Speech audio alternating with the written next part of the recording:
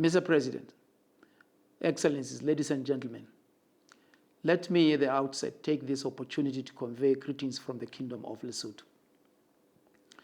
As we are all aware, the negative impact of the COVID-19 pandemic on countries' socio-economic balance sheets is at an unprecedented magnitude. It has slowed down economic growth, depleted personal savings, disrupted daily livelihood pursuits, raised national debt levels, and increased costs of health, amongst others. At a global level, the pandemic has reversed the gains made on sustainable development goals. It is now incumbent on global political and business leadership to reinvest in sustainable and inclusive recovery strategies to accelerate progress towards the full implementation of the 2030 Agenda, which is now only a short 9 years away. The discovery of COVID-19 vaccines has given hope across the globe that the coronavirus can be defeated and that normalcy can be restored to our economies. However, fears by many that inequities would undermine accessibility to vaccines, hence the establishment of the COVAX initiative, have now come to pass. Several wealthy countries and regions have rushed to secure vaccines for themselves, while a more equitable distribution based on the principle of inclusivity would have contributed far more to an expedited recovery in the world economy. In a world of scarcity, a globally determined distribution strategy would have served us better. That said, efforts must still be made to reach all populations everywhere at an earliest. Mr. President, the world needs a sustainable, inclusive, and resilient recovery from the downturn caused by the virus and other global shocks.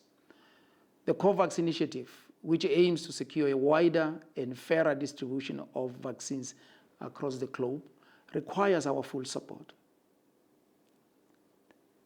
As the impacts of COVID-19 have piled up on top of the effects of climate change, as well as inadequate infrastructure, it is critically important that the donor community further increases its level of official development assistance until when poverty has been eliminated. The debt relief process remains an unfinished business. Not only are there still a few countries from the previous round, including Zimbabwe and Sudan, that must still be considered for debt relief. Many of the HIPICs that received relief earlier have relapsed due to the unavoidable need to provide infrastructure amid lack of additional resources for that purpose. The bout of current elevated indebtedness amongst LICs or low-income countries is a direct result of borrowing for providing infrastructure and fighting COVID-19, coupled with lack of debt-free resources. Lesotho would therefore like to encourage all international creditors, both commercial and private, to take bolder action to suspend debt repayments, apply debt cancellation and moratoria, and provide additional resources for supporting economic growth.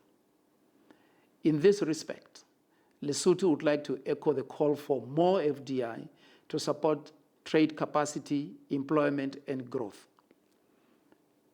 The pandemic-driven sluggishness of demand, as well as supply-side disruptions due to lockdowns and cross-border restrictions, have trashed industry everywhere.